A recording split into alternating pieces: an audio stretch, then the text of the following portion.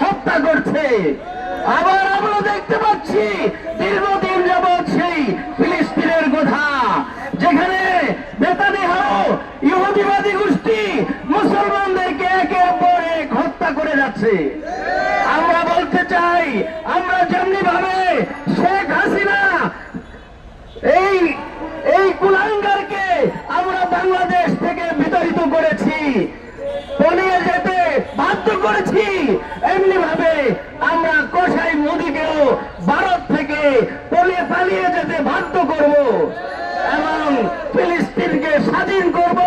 আমরা সকলেই জিহাদের জন্য প্রস্তুত আছি ইনশাআল্লাহ।